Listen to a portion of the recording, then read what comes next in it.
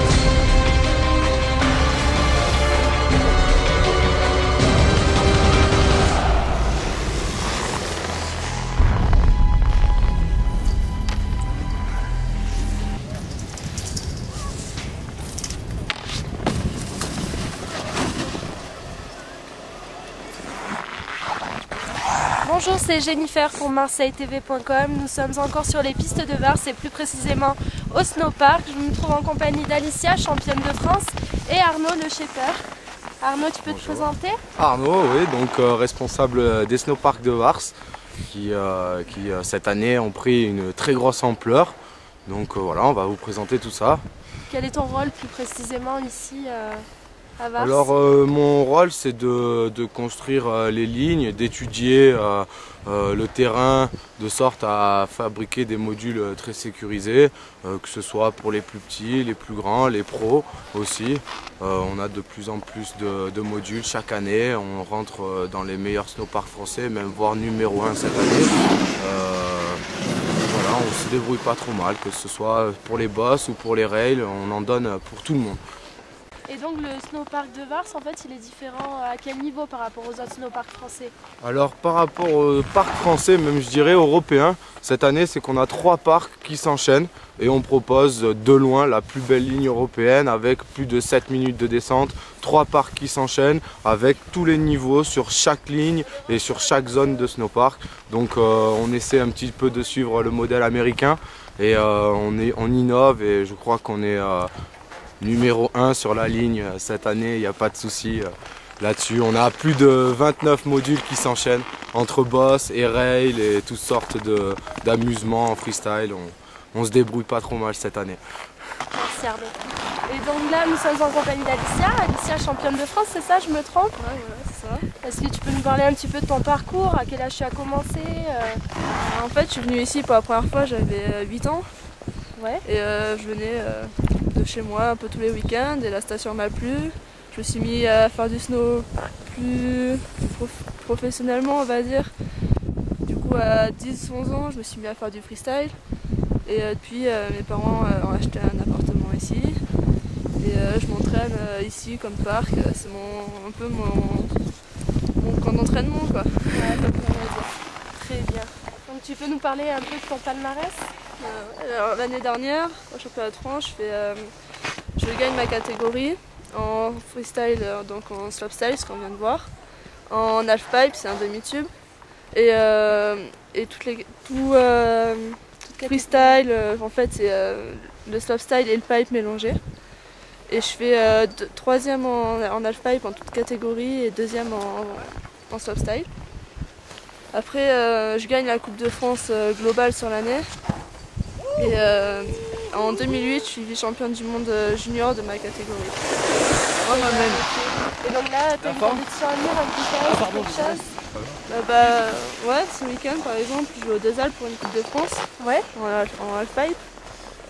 Et après, en fin de saison, il y aura les championnats de France. Cet été, en Nouvelle-Zélande, il y aura les championnats du monde en junior. Nouvelle-Zélande. Voilà, c'est tous les ans à des endroits différents dans le monde. Et voilà, après, il y a de nombreux contests dans toute l'année, en fait, répartis les week-ends, souvent. Très bien, écoute, Alicia, je te souhaite bon courage pour tous ces contests et je te remercie vraiment pour cette interview. Merci Arnaud, et félicitations pour votre travail. Ah oui. Ouais, c'est comique sur les pistes, on s'amuse, vous voyez, l'amitié On a un est là. peu trop de skieurs dans le coin. Voilà, c'est pas la suprématie du snowboard. Il y a du ski aussi dans les parcs. Merci Arnaud, merci Alicia, Faut le savoir, et continuons sur les pistes de Vars.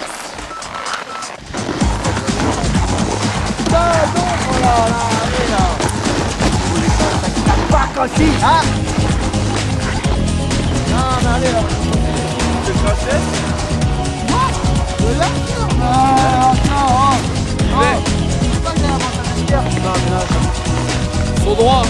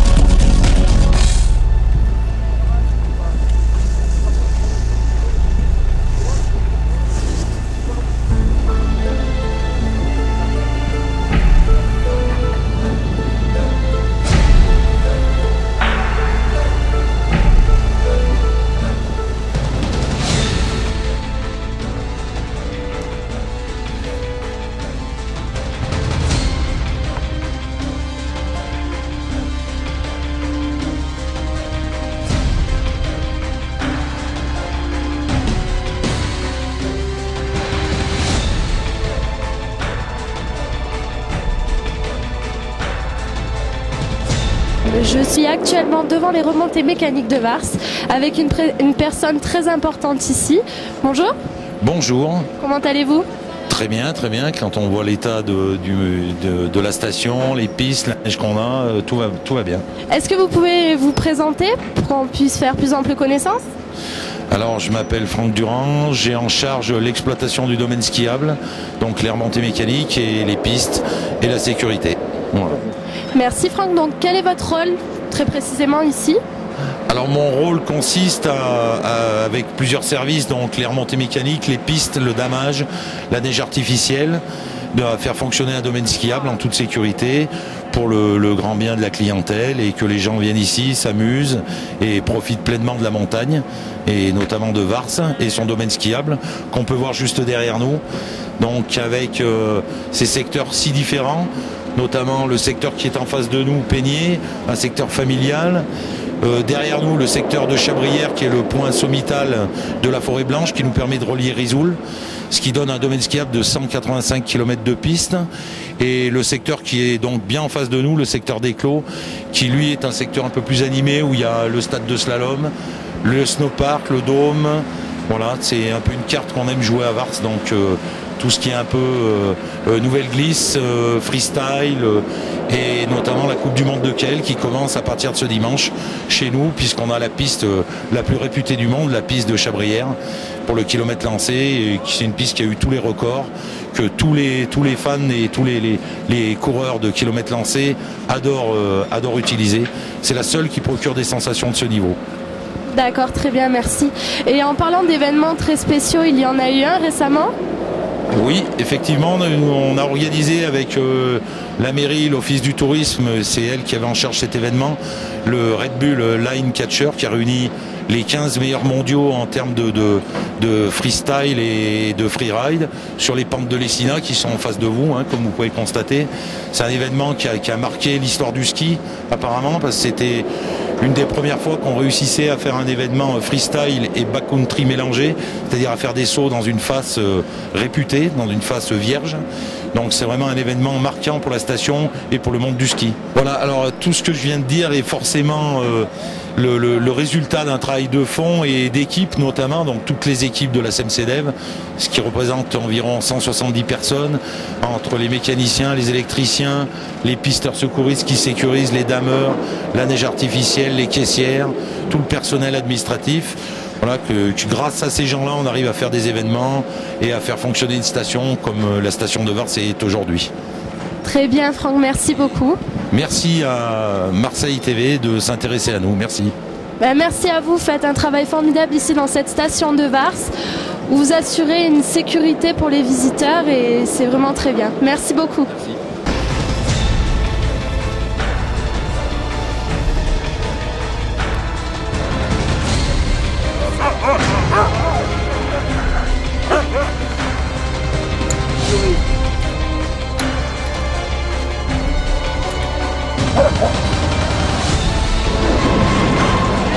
On regarde des neiges pour l'hiver. Ça arrive quelquefois qu'on traite les chiens. On n'a jamais pu lui apprendre, il ne fallait pas chanter toute la journée.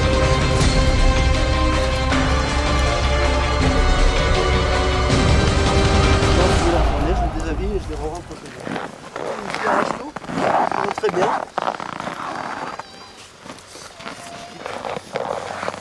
Pareil, comme chez les humains. Il y a les gros costauds, des petits trapus, des petits speeds. Femelles. Tu restes devant, d'accord? Tu es devant. On te remet, sinon je vais aller mélanger. Tu restes devant. Bonjour, je m'appelle Fred, je suis éducateur sportif, moniteur chien de traîneau à Vars. Donc ici nous avons 50 chiens sur le site et on propose des activités de balade en chien de traîneau.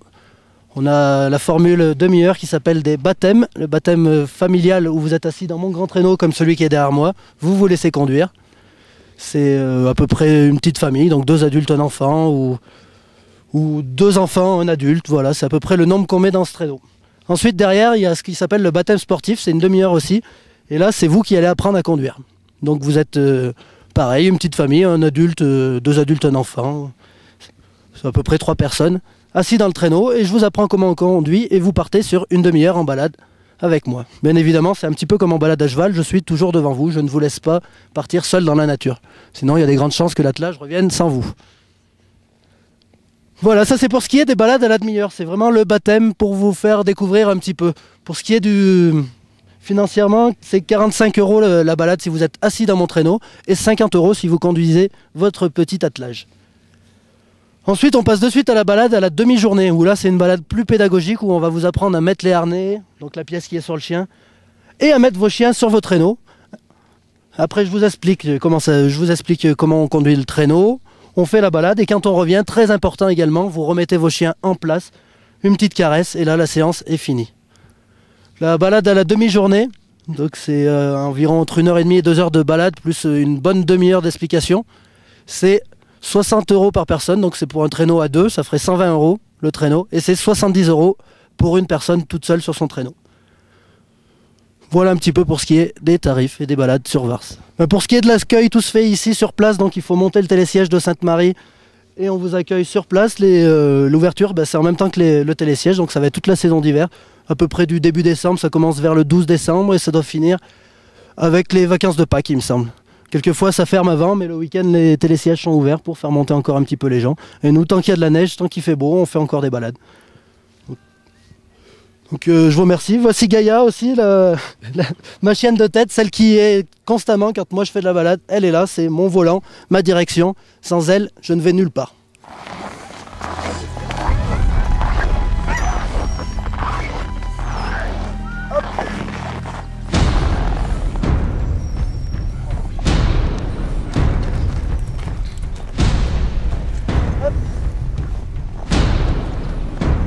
Viens devant à ta place. Bien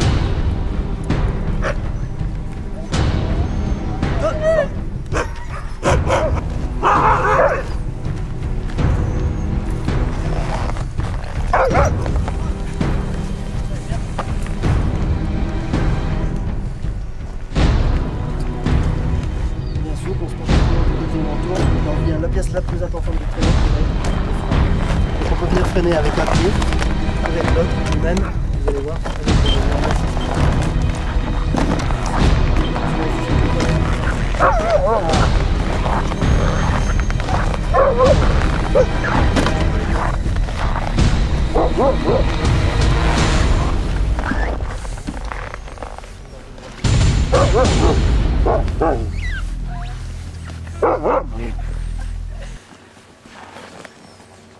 Gars, il y a devant. Allez, mets-toi à ta place. Allez.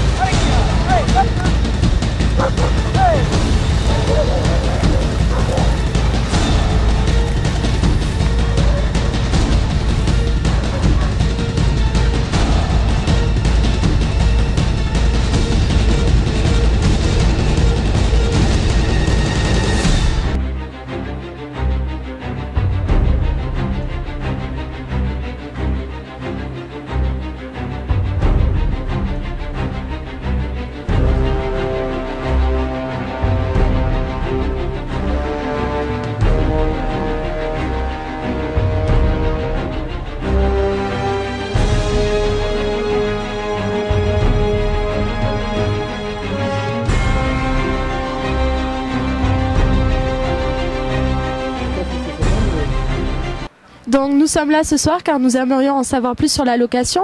Quand les visiteurs viennent, comment s'adresser à vous? Est-ce que vous avez un site internet ou un numéro de téléphone ou alors est-ce qu'ils viennent directement au point d'accueil? Alors il y a plusieurs formules en fait. On a un site internet qui est www.france-motoneige.fr sur lequel vous pouvez donc consulter toutes les informations concernant notre activité, ainsi qu'une réservation en ligne avec un paiement par carte, avec ou également des bons cadeaux pour la Saint-Valentin, pour Noël, pour un tas de festivités quoi. Et voilà. Sinon pour nous joindre, on peut également nous joindre sur place ou un chalet d'accueil. Et on est ouvert donc le matin, l'après-midi et le soir. Sinon, nous avons également un numéro de téléphone 06 20 48 18 18 sur lequel on répond également toute la journée et le soir. Très bien, merci beaucoup. Et au niveau des tarifs, combien faut-il compter pour une, deux personnes? Je pense qu'il y a des forfaits qui existent. Tout à fait. Alors nous pratiquons donc des balades qui durent 1 heure, sur lesquelles on fait 25 km en moyenne. Et au niveau des tarifs, donc c'est 75 € la motoneige pour 2 personnes sur la moto. Bon, les gens qui veulent monter seuls le peuvent également. Et nous avons également la possibilité de monter derrière le guide, où c'est 30 € pour les adultes et 20 € pour les enfants pendant 1 heure. D'accord, merci beaucoup. Et brièvement, je vois qu'il y a une super motoneige juste à côté. Si vous pouvez nous en parler brièvement, nous présenter les engins.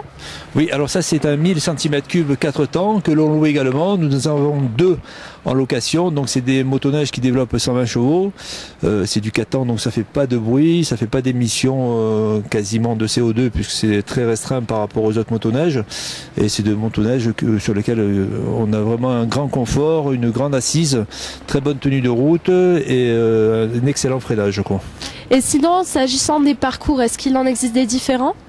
Eh bien, au niveau des parcours, donc on a essentiellement, on part sur les pistes, quoi, environ à 60-70%, mais on a également donc des passages en poudreuse, des passages dans la forêt, à travers les arbres. Il y a des passages qui sont rapides et des passages plus lents au trial, quoi, qui sont vraiment très sympas et les gens apprécient énormément justement la variété entre les passages lents et les passages rapides. Très bien, Denis, merci beaucoup, merci Erwan. Bonne soirée. Merci.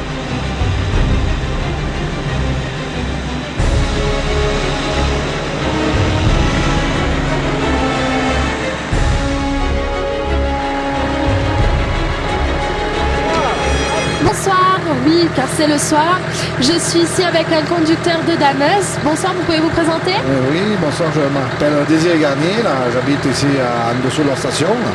Et bon, j'ai 49 ans et je fais chauffeur de chenillettes depuis 38 ans. D'accord, très bien. Et votre rôle, en fait, il consiste en quoi? Parce que je vois l'engin derrière, mais est-ce que vous pouvez nous expliquer? Oui, alors quand il neige, on part le matin de bonne heure, vers la 2h30, on part damer toutes les pistes. Et puis après, à 9h, 8h30, il faut que toutes les pistes soient prêtes, soient damées. Vraiment, il faut passer partout, sur les pistes de montée téléski, sur les pistes de descente. Il n'y a que les noirs, vraiment les rouges qu'on peut laisser à la rigueur. Une journée, quoi, skier, comme ça. Mais autrement, il nous faut passer partout, quoi. Il faut se dépêcher.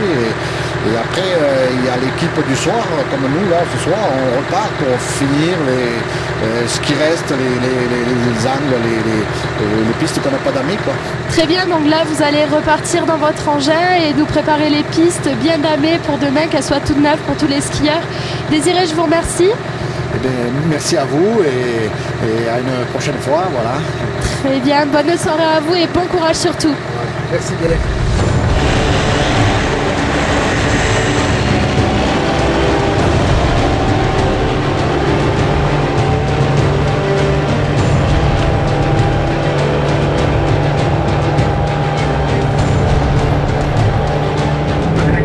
Donc là on est parti pour un petit travail de nuit sur une pente de quelle déclivité, à peu près assez pentue ou facile? Non, là c'est pas trop dur, là, ça va, c'est pas trop difficile.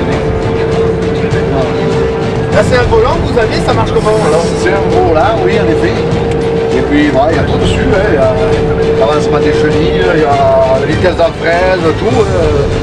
Marche arrière, marche avant, tout avec des boutons, des interrupteurs, des boutons. Ça, c'est beaucoup de commandes électriques et hydrauliques. Hydraulique, et puis après, vous avez l'accessoire. Vous avez un confort total, tout est chauffé? Oui, c'est chauffé. Là, vous avez l'accessoire, la lame pour couper les brosses, pour remonter la neige devant. Là, et la fraise derrière qui finit, qui fait bien propre.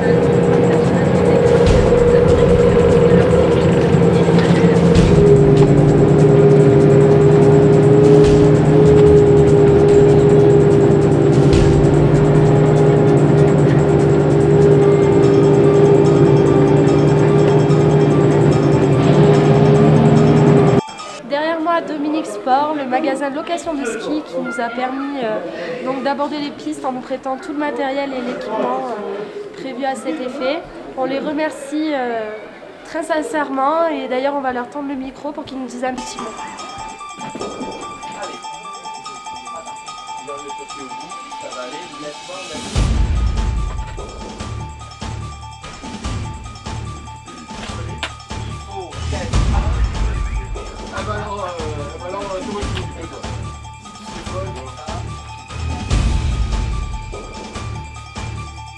Donc je suis dans la boutique Dominique Sport avec un personnage qui va se présenter. Bonsoir.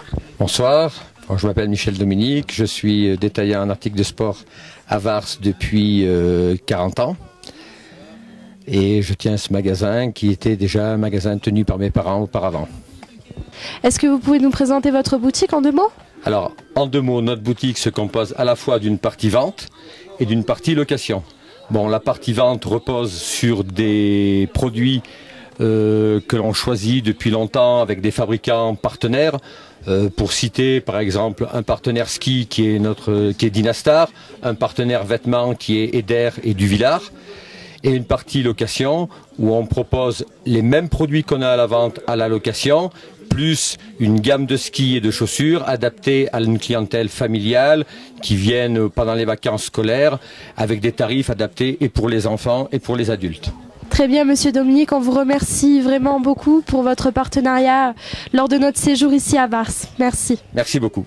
Bonjour, c'est Jennifer pour MarseilleTV.com. Je me trouve actuellement à l'office de tourisme de la station de Vars en compagnie de Monsieur le maire, Monsieur Eméhoud. Bonjour, Monsieur le maire. Bonjour. Est-ce que vous pouvez vous présenter ? Oui, je suis donc Pierre Eméhoud, je suis maire de cette formidable commune station qui est Vars depuis 1989 et par ailleurs je suis président de notre société de remontée mécanique qui est, je crois, reconnue comme très professionnelle et très performante. On en parlera. Très bien. Il me semble que derrière nous, il y a une sorte d'exposition. Est-ce que vous pouvez nous expliquer un petit peu ? Eh bien écoutez, oui, c'est un peu notre fierté, puisque dans les années 90, nous avons à Vars lancé le ski de vitesse, et nous avons créé une piste qui a eu tous les records du monde, qui a été très médiatisée, qui est désormais une piste mythique. On a là une exposition des exploits donc, des uns et des autres, avec même un volet historique, bien avant Vars, puisque certaines sont des photos des premiers champions des années 50. Vars, c'est pas seulement ça, c'est aussi bien sûr l'Essina. Tout le monde a vu ces images délirantes de freeride récemment. C'est un spot désormais mondial. Vars a deux lieux mythiques, deux montagnes mythiques. C'est Chabrières avec sa piste de ski de vitesse, la plus belle du monde. Et cette barre de l'Essina où les meilleurs skieurs du monde viennent s'affronter dans le cadre de joutes type freeride et autres nouvelles glisses. Très bien, une grande fierté donc de la station, tous ces sports de glisse et cette diversité en tout genre. Donc vous nous disiez que vous étiez patron de la SME ? De la Société d'économie mixte de remontée mécanique, oui. C'est aussi ce qui caractérise Vars. Bon, Vars a de la chance parce qu'en 1936, Vars a été repéré par l'État français comme un des trois plus grands sites nationaux à équiper pour donc rivaliser notamment avec l'Italie qui était en train d'équiper Sestrières. Mais Vars se caractérise aussi par un certain type de gouvernance. Et la station de Vars se développe très régulièrement selon un plan d'aménagement qui peut surprendre mais qui a été souhaité, un plan avec un concept de station polycentrée, plusieurs centres pour avoir de plus en plus de chalets, ne pas avoir de volumétrie urbaine, ne pas retrouver la ville à la montagne. Les gens n'en veulent plus. Essayer de diminuer au maximum les grenouillères, les fourmilières, essayer de diminuer au maximum les voitures. Et donc nous allons dans ce sens en maîtrisant notre développement, puisque nous maîtrisons nos remontées mécaniques, qui, on peut le dire, gagnent de l'argent, c'est pas vrai partout. Et nous maîtrisons notre urbanisme, notre commune a une très bonne santé financière.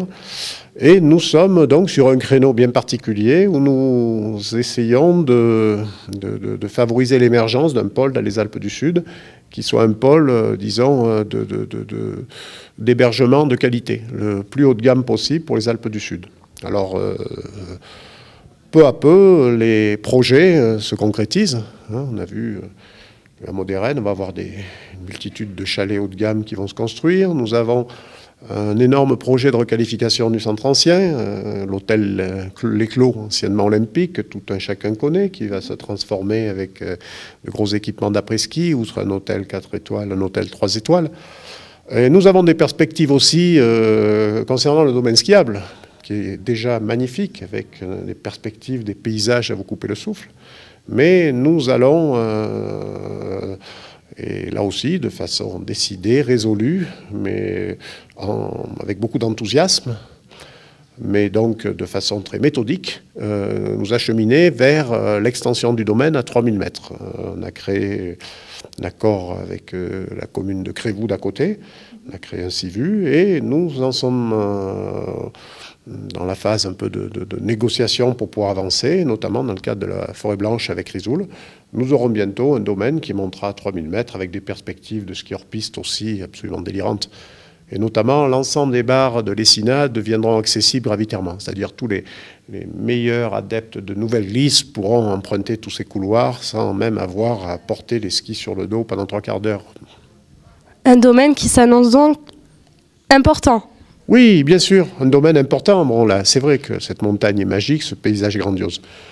Comment ne pas parler aussi du créneau sur lequel on s'est positionné? Je crois que vos interlocuteurs qui vous suivent immédiatement consulteront le site ad hoc. C'est donc le fameux snowpark. On a une politique pour les jeunes très, très dynamique, très volontariste. Et nous avons donc plusieurs snowparks, et notamment un snowpark d'altitude, qui est, je crois, classé désormais parmi les 3 meilleurs français, quoi. Donc, on voit toute cette jeunesse, notamment marseillaise, passer du skateboard au surf, ça nous époustoufle. Et ensuite, on les voit évoluer sur ce snowpark. Et là, c'est quelque chose, là aussi, de magnifique. C'est des aires de jeu à la neige qui sont, donc, je crois, aujourd'hui indispensables si on veut séduire tous ces jeunes sportifs enthousiastes. Et donc, parlons à présent de la gestion du domaine. Comment ça se passe ? Eh bien, nous voulons vraiment jouer l'unité avec nos amis de Risoul. Il s'agit d'un domaine unique, ce n'est pas des domaines artificiellement reliés. Nous décidons conjointement des dates d'ouverture et de fermeture. Et se pose toujours le problème de la fin de saison. Et nous savons très bien que nos amis marseillais sont très rapidement, dès qu'il y a du soleil, attirés par les calanques. Et parfois nous disent en début d'hiver, pas de souci, on viendra. Et puis finalement, l'attrait des calanques est le plus fort, alors qu'il y a un beau soleil et que le ski de printemps de grande qualité à Vars, est peut-être un peu plus loin. Il faut prendre l'autoroute, il faut effectivement venir, ouvrir le chalet. Le principe quand même pour les années qui viennent sera d'essayer de permettre à tout un chacun, quelle que soit sa zone géographique d'habitation, de bénéficier d'une semaine de vacances de Pâques, sous réserve du calendrier scolaire et bien sûr sous réserve du manteau neigeux.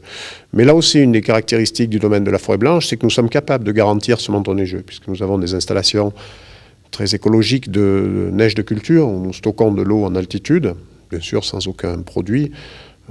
Cette eau sert par ailleurs à d'autres choses. On a constitué un magnifique lac, on va faire une microcentrale avec cette eau stockée quand elle ne sert pas à produire de la neige de culture. Le domaine de la forêt blanche, je crois, a désormais une notoriété européenne. Et la station de Vars, compte tenu de sa gouvernance, de ce que je disais tout à l'heure, bien quelque part, enthousiasme. Parce qu'effectivement, on sent qu'il y a des projets de développement complètement mesurés. Et les acheteurs, les partenaires, les investisseurs potentiels sont complètement rassurés. Parce que, ils savent que c'est une station où on ne pratique pas une logique du feu de paille. C'est quelque part du solide. Je le disais, la situation financière des remontées mécaniques est très saine. La situation financière de la commune est très saine. Les impôts sont complètement maîtrisés. La preuve, c'est que les banquiers nous suivent. On a par exemple, au niveau de la société d'économie mixte, construit un télésiège nouveau cet hiver. Les banquiers n'ont même pas sollicité la garantie d'emprunt auprès de la commune et n'ont même pas éternué quand on leur a présenté un dossier de prêt. Et c'est uniquement sur la vitalité et la santé financière de notre société de remontée mécanique que l'argent a pu être prêté. Je crois que c'est le meilleur des signes. Dans ces périodes de crise, quand vous voulez acheter une maison, acheter une voiture, acheter quoi que ce soit, vous allez voir votre banquier. S'il vous prête, ça veut dire que votre dossier est solide, voire très solide. Voilà, je crois que c'est un côté important parce que les périodes un peu de doute, mais il y en a qui croient encore à la montagne, il y en a qui croient encore à Vars. Et de plus en plus qui croient à Vars, et ça nous fait plaisir. Eh bien, merci Monsieur le maire de votre accueil et félicitations donc pour le succès de cette station. Merci à vous d'être venu nous voir. Merci. C'est donc de nuit que se termine notre reportage. Nous remercions bien évidemment la station de Vars pour son accueil chaleureux. Merci à vous.